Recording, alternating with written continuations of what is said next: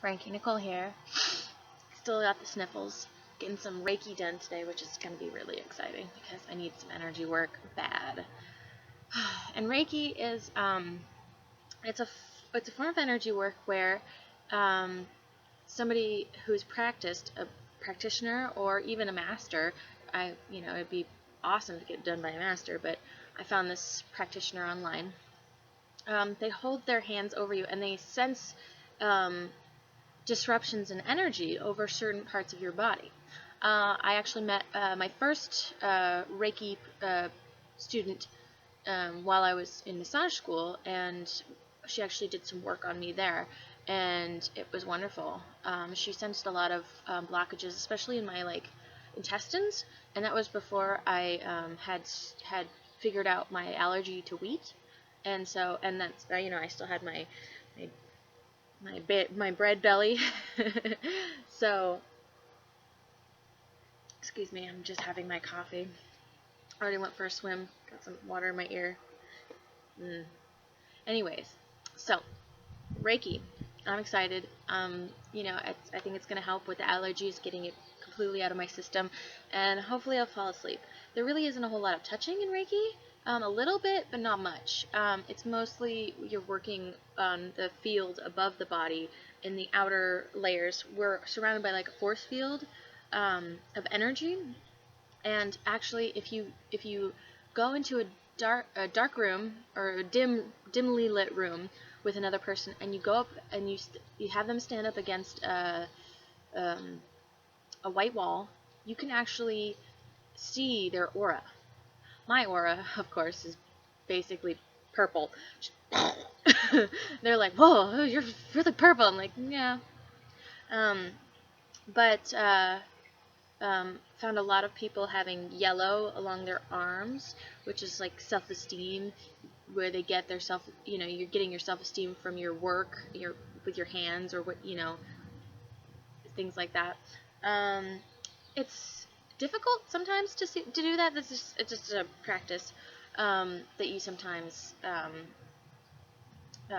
do if you wanted to check out your aura. So today I wanted to talk about taking your time. For me, getting ready in the morning is kind of like a ritual, which doesn't jive with the rest of the world, because the rest of the world wants you to get up at 6 a.m., throw on a pair of clothes, and get to the office. Or if you want to have any kind of flair or style, or have any semblance of brain when you wake up, which I don't half the time. Sometimes I do, but then it's just like my mind's awake, but that's just all the fears and insecurities and craziness. It's like, ah! That wakes me up, but my body and the rest of me is like, sorry, high vibrations. Yeah. the, the fingers, I can't control it sometimes. It's like idle hands. Ah, God, gonna get me. I'm just kidding.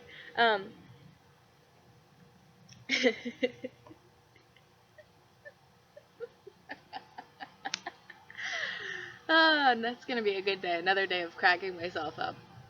Um, yeah. Uh, so, taking your time and creating yourself a ritual is actually really helpful. And I know a lot of people have morning routines, but I honestly feel like throughout the day, or even throughout the month or year, we tend to lose sight of taking our time, not letting people rush us, um, going at a pace that is comfortable for us. Because if you're going too fast or even too slow, and normally it's more fast than slow, because it's like drivers on the highway.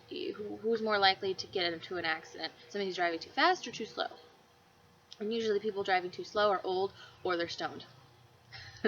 um, but it's really important to maintain a steady pace for yourself, if that's what's really comfortable, or being aware that you need different paces in your day, in your life. You need a faster pace at a certain time, and it's just about gauging the um, the the speed that you need, I guess, for lack of a less corny phrase. Um, I was reading somebody's post online about how we don't take time out for spirituality in our life, and I think that goes along, par with our desire to acquire and do and have money and go to a job that pays us consistently, but then we have to play by their rules, their pace, everything like that. And some people are okay with doing that. That's perfectly fine for them, and they enjoy the consistency of that. It's one less thing for them to worry about. Personally, for me, I don't really follow into that category. I'm better working for myself, because if somebody tries to make me do things or follow a certain thing that I have to do, it makes me freaking miserable. Like, just miserable. Like, I was living at this place. I was working at a place where I had to get up for an 8 a.m. shift, and it was like 8 to 5. And, like, I've never worked that many hours consecutively in a row. Always I had, like, at least, I had, like, maybe a 7-hour day or, like, 6 hours. But I've never worked 9 hours in a row. And after my injury, that was brutal. Like, and not only that, but getting up at 6 a.m. to get out of bed, and it was still dark because it was wintertime, and I was like, stiff and just felt like crap. And and then, of course, living in an area where people would scream outside my window at like 3 a.m. or come home drunk and yell loudly in the alleyway right next to my bedroom, it was just a peach. I enjoyed it thoroughly. So, I mean, it's really a blessing that I don't have that job anymore. I mean, I wasn't expecting to have it fully. I mean, I didn't commit, like, I'm going to do this, I'm going to make it work, because I knew it wasn't right for me. It wasn't vibrating at the same level as I was. And I need something that's less structured. And I work better in the evenings, basically. And, that's really more my thing. Mornings I need to slowly wake up and get my brain pieced back together after it's deciphered all my dreams. Strange dreams last night, by the way. Alright, so let's make some sage. Oh, I was cleansing inside the house, and I accidentally set off the fire alarm. First time that one's happened. I think it caught on some of the string that this is tied together with, and set off the fire alarm. That was fun. It's always a good time when the fire alarm goes off, or the smoke detector, I should say.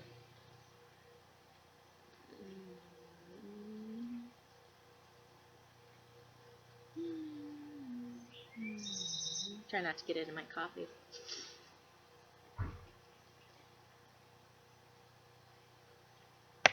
Alright. Let's get them love cards going.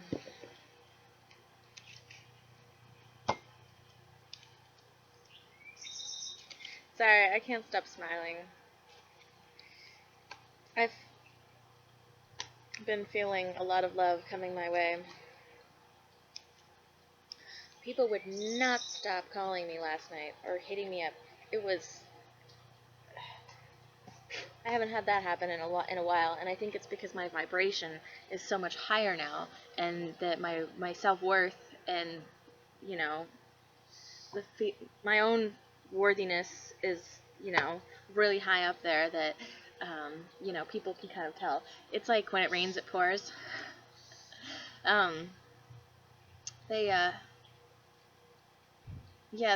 They talk, people are like, oh, they can sniff it out, and it's kind of true. People can kind of feel your vibration, and people who have a higher vibration, who have a deep self-love, inspire many admirers and many lovers and loves outside of them, and people who are, when they have a low vibration, it actually drives you away. You know, when people are like, why doesn't anybody like me? And it's like, well, because you're kind of a negative Nancy, and it's kind of not something I want to be around. Who wants to be around somebody who's negative? And it's really hard because people want to, misery loves company, and so you want it around you, and you want people to, you know, help raise your vibration. But the only thing is, it's gonna pull the other person down, because a negative vibration is heavier. It's definitely denser, heavier vibration, which is why it has prevailed so much in the world. Because, you know, we never really talk about good things. We only hear about bad things in the news. And so it makes it feel like the world is just a bad place full of bad things. And I mean, some of it is, but I mean, a lot of it isn't. I mean, there's people everywhere doing great things and wonderful things. And, you know, it's just, we just gotta focus on that instead of, you know, negativity. I got my Fighting Irish mug from my sister, who works for Notre Dame as a head women's soccer coach. So, yeah. I am forever grateful for your loving kindness and for the joy you bring in my life. You are a gift from the eternal heart of love, a blessing from the most benevolent universe. So, think of the people in your life that are kind to you, that give you their time without asking. They make time in their day for you. They bring joy into your life without asking or taking. And just thank them. Thank the universe for them. Say, I'm so glad that you're in my life. You make me a better person. And, you know, just love on the ones you love, basically. Oh, we got this one again. You are a jewel, even though you may not see it. What you consider imperfection is an illusion. Even in darkness, you shine eternally bright. Always shining. Eternally. With that high vibration. Even in the dark. Because a lot of times we just we don't realize, you know, how wonderful we are, and we have a cloud or a veil over our own eyes, you know, and that prevents us from seeing into the mirror that we need to see.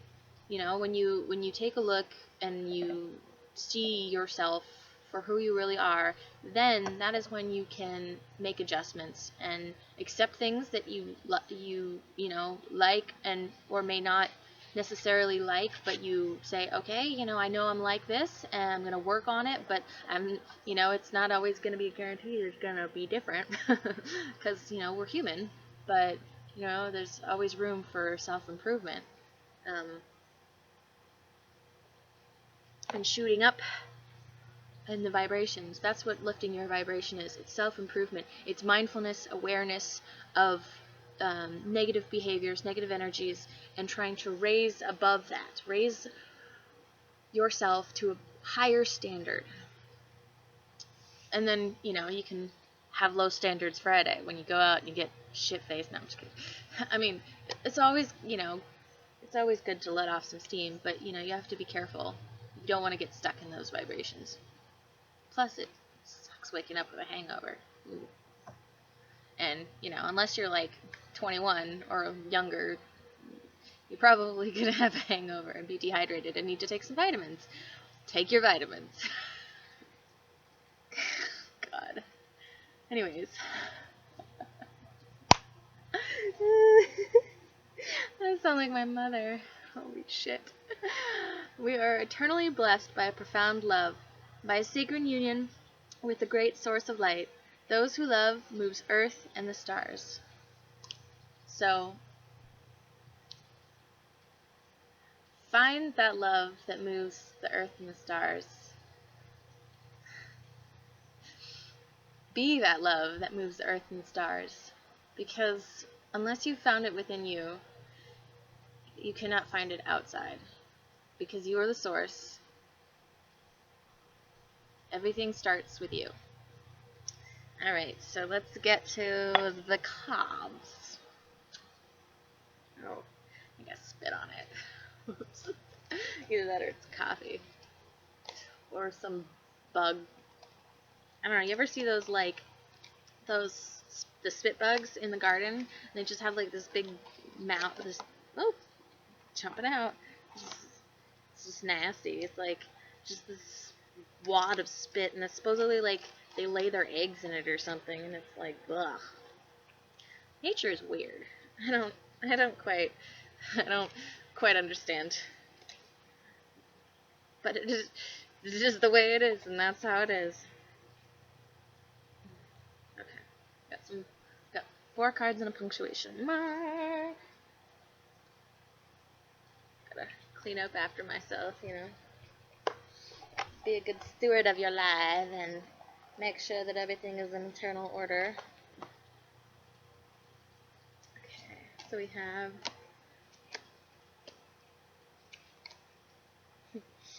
okay. So we have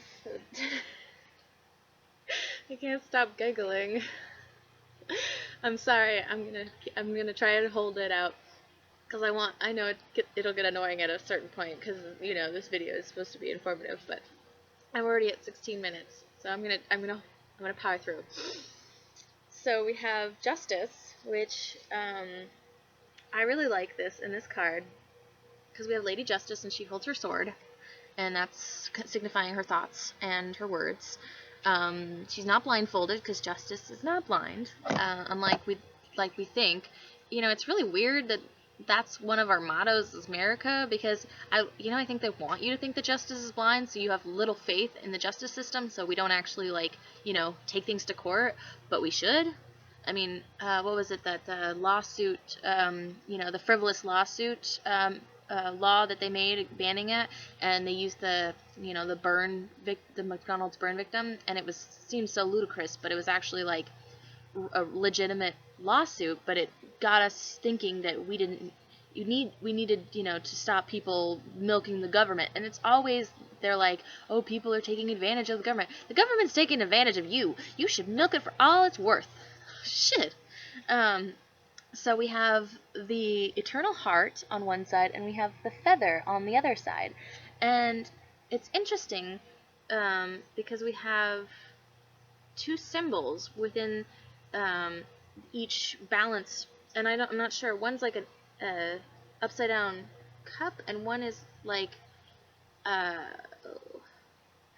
don't remember what that symbol is called. And then we have the yin and the yang, which is talking about the dark and the light. And within the dark, there's always a little bit of light, and within the light, there's always a little bit of dark. It's the eternal balance of everything. So we have equality, we have justice, we have things coming out favorably. We have the head and the heart, the feather representing the head, and the heart ablaze in equal balance. So neither is prevailing too much over the other, which is good because in decisions we need to have the balance. Then we have the King of Cups upright. So we have wonderful, almost amorous energy coming in and usually the court cards represent people. So perhaps there's a loving, kind man in your life or sphere that is helping you out in a positive, constructive way. And I like that there's a little crab on the cup. I like to point that out with the full moon. So we've got, and a lot of the cup cards have full moons, but some of them don't. But this one is definitely, there's, he's riding in, he's almost kind of saving the day a little bit. But, it doesn't mean that you're not still boss of your own life, but somebody's coming in and helping you out and doing you an emotional solid that's going to, help you out in some long run. And then we have the High Priestess. So the High Priestess is definitely, and I like that she has the crescent moon, because sometimes things are a little less known at different stages of the moon. That's kind of what it signifies. It signifies our emotional consciousness. And and also our cycles, because we have emotional cycles in life, and that's what the ups and downs and the highs and lows are all about. Um, and it's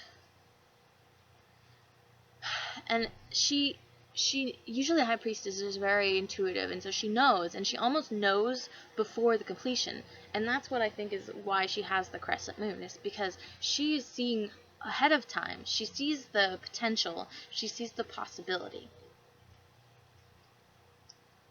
And then we have the Six of Pentacles in reverse. And this is our equal balance, also a balance card, but it's in reverse. So I think maybe there's still some, a little imbalance. Maybe it's felt there's something that's not quite right. And so maybe, and that's being righted by this person coming into your life. And the punctuation mark is the Five of Pentacles in reverse. Five of Pentacles can represent worry or fear or lack, but in reverse, I always like to read it as knowing where to go and coming out of the cold. And it's also I like somebody's interpretation of it being a doorway, and it's stepping into the light and stepping into the understanding and truth. And so you're stepping from out in the cold and feeling sad and lonely and cold, basically going in and feeling the warmth and feeling the nurturing and feeling the help and the emotional satisfaction.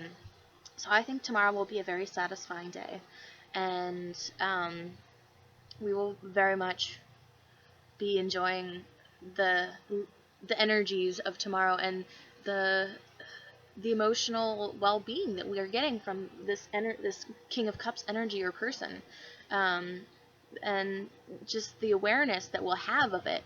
I mean, good things happen in our lives all the time, but a lot of times we're just not aware of it.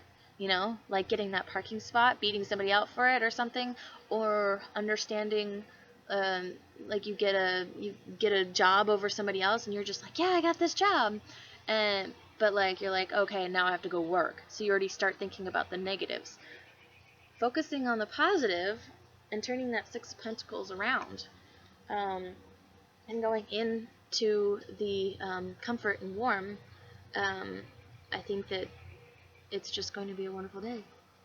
So, I bid you adieu, and I hope you have a wonderful rest of your Wednesday and a fantastic Thursday.